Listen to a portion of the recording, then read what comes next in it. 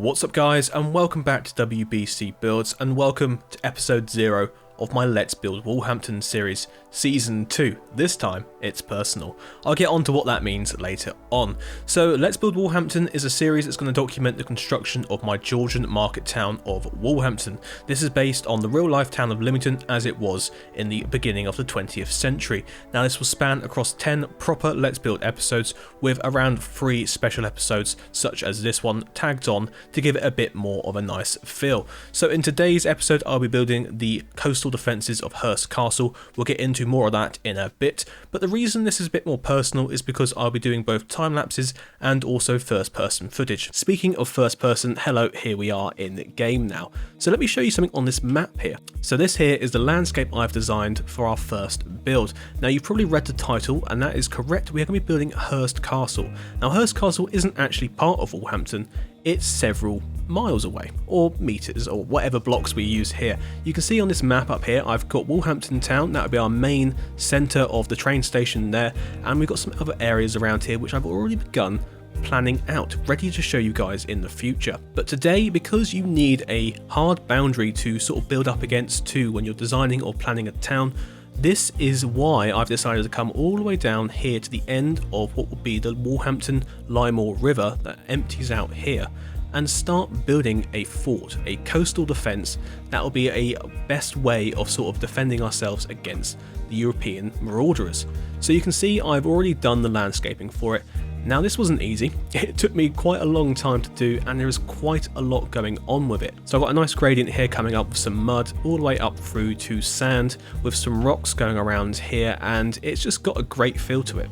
So Hurst Castle is a Victorian / Tudor monument that sits at the end of a spit, and it is a real place, and I'll get onto a bit more history later on about it. But in today's video I want to build for you the entirety of the castle, which is going to sit around here I think, along with a lighthouse which will be over in this area. Now it wouldn't be a sort of episode of building an English town without having some sort of pub. So in real life there was a pub called the Castle Inn. Now I'm thinking probably best to place it somewhere near the castle, so it'll probably go in this area here next to what will be a small little ferry terminal, allow people to get on a small little boat and travel back up to Walhampton over that way, as you can see via the map again. So we'll have a train line that will come down here one day, connecting to this pier here, which will do paddle steamers out to places such as Hurst Castle, but also Whitesea Island, which is where Dweebs and Sir Lancelot is building, a couple of other builders who are also building part of Whiteberg. So guys, I think it's probably time to jump up into the sky and get started with the construction of Hurst Castle, and I can go through a bit more about this series and also show you a bit of history about this local monument. So let's get started with that. Right, so the main central part of Hurst Castle was actually built originally by Henry VIII in 1544, so it's a Tudor structure as I mentioned earlier on. This was built as part of the Devizes Forts, which was a large scheme to build defences along the south coast of England to protect mainly against the Spanish but also against the French, and over the many centuries that it sat here, it has actually fallen into disrepair, and then around about 1800 it was actually owned by smugglers for a bit, so yeah, a bit of that sort of local history, Pirates of the Caribbean sort of stuff. Obviously this isn't the Caribbean, but in around about 1874 the new 2 very large gun battery wings were built either side, so we're going to build those in a second. Now these contain absolutely gigantic 19th century guns that can fire shells up to 360 kilograms, many meters into the water. Unfortunately by the time it was actually finished, the French sort of walls that was built to defend against never came, and also the technology used in these buildings, the guns and all of that, were actually outdated by the time it was even finished, just due to how ships changed along the way. So obviously this was built to take down wooden ships. Eventually they became these big behemoths made of steel and were steam powered. So what we're doing here is building the western wing. This is the larger side and actually contains 17 guns as I've built it. Now this is just my interpretation of Hurst Castle. This isn't exactly how it looks in real life. So these gun bays all contain areas for the soldiers to sleep and live. You can see there I've got quite a nice intricate pattern of rooms. We'll take a look around that later on in the video.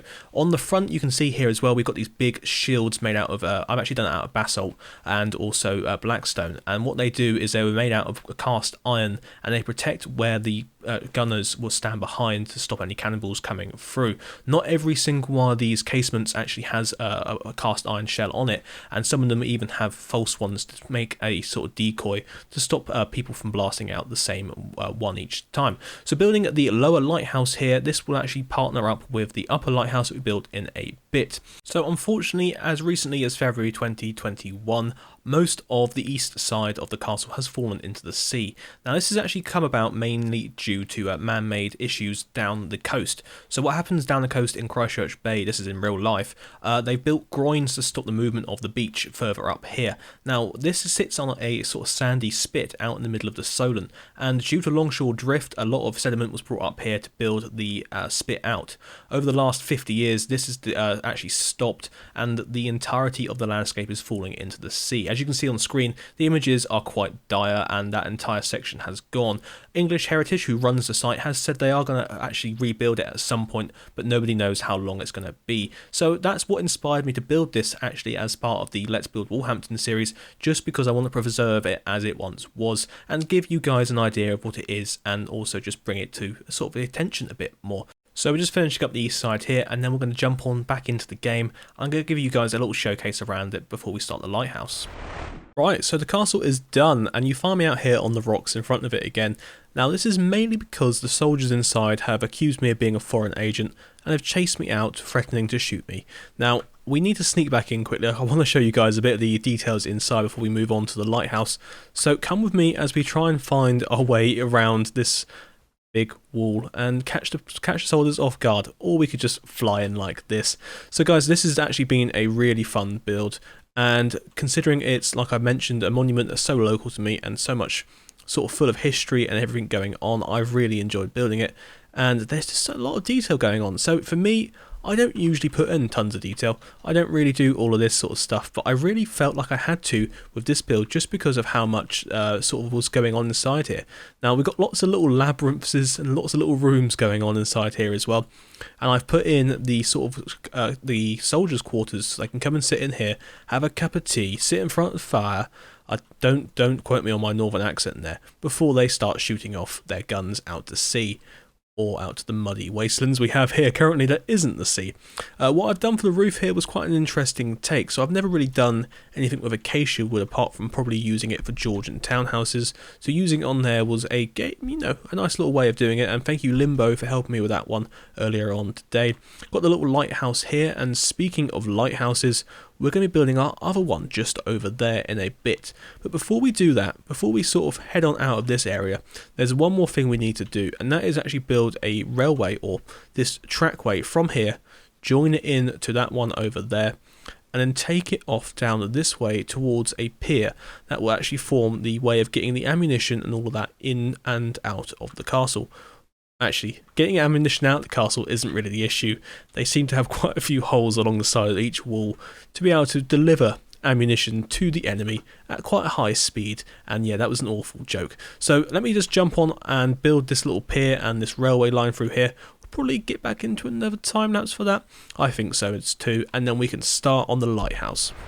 Okay, so to produce the curve for this railway line, I'm using what's known as the convex tool and the curve command built into World Edit, and that allows you to pick several points and have a curve drawn between them. So once I've drawn the curve in, I'm going to go through and I've added anvils on top of this, such as I've done inside the castle, and this connects in down to where this little pier is going to go. Along the length of this little railway line, I've gone through and added in some of those little wagons to make it look like a cart has just been offloaded from the docks and now it's being wheeled up towards the castle. Nice little bit of detailing there. So on to the docks now. I've decided to build this at a 2-block angle here, so I've made it look a bit more natural to the landscape rather than just having it sticking out straight into the water. Haven't gone out too far because this actually slopes off quite nicely here. I did design the landscape to make sure it did that. Speaking of designing the landscape, it's time to head on over to where I mentioned about putting in this small little ferry port. So I'm going to put in a nice little hard standing here behind a retaining wall. On top of all of this, I've decided to actually build a little harbour master's house because I thought it'd be quite a nice little addition to the area to bring it a bit more character and a bit more detail. Now this little harbour master's house will just be a sort of white brick building, or actually more to do with red bricks that have been painted white. That's a theme you're going to see go across the entirety of this area. Now on the coastal sort of sides of Britain, you tend to see these white painted buildings a lot, and I believe they're there just to protect the building, because I think it's a lead based paint. Anyway, we'll get into a bit more of that later on when I build the lighthouse, but let's go have a little look around this area and then get started with the lighthouse. Well, aren't these docks quite nice and a little bit dry? You can still see I haven't actually brought in the sea yet. Oh god, that was awful. Why are we doing such awful jokes in this video? I do not know. But here we are at the main large dock. So this is where all of the big ships come in. They unload all of their goods here, which one has just recently gone past. And is that it over there? Is it? No, okay. And it's obviously just left its cargo here, and they're slowly taking it in to the castle. Now you can also see over there I have built a little house on the other side of the spit. Now on the other side over here is the passenger area, as I explained in the time lapse, and it's quite nice to have this split between the sort of offloading of goods and weapons and ammo over there, and the passengers and also the soldiers over here. But what I think is really nice is the way these little tracks work. They help give it that industrial feel without really going over the top and making it feel like a railway through here, which, yeah, do you know what? The anvils are a great touch to this. I would have gone for stairs, but I definitely think anvils are good. So once we get some water in here, I'm going to ask the builders to come over and build a couple of small little boats, maybe a little passenger ferry, or, you know, just some fishing boats or something like that, because this little harbour, this little dock area here, has got itself a little harbour master's house. Now, I struggled with this, not going to lie. It's quite a little bit difficult because it's obviously a small little building, but we've got this little area around the back here with sort of stuff for the garden. Not that they've really got much of a garden, and a little storage area over here to put stuff back on the boats as they're going out. But look at this. I'm already really loving this view, even without any water just yet. The place is coming together. So you know what's next on the list? That is correct. We're going to get that lighthouse started.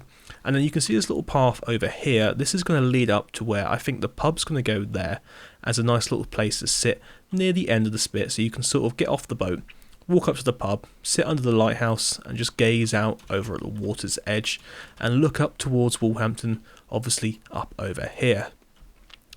So let's take a quick look at this map, like I like to do, just to see what the little recap is.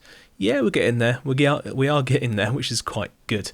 Alright then guys, let's jump back into a time lapse and get started with that lighthouse over there, and I cannot wait to get this place finished.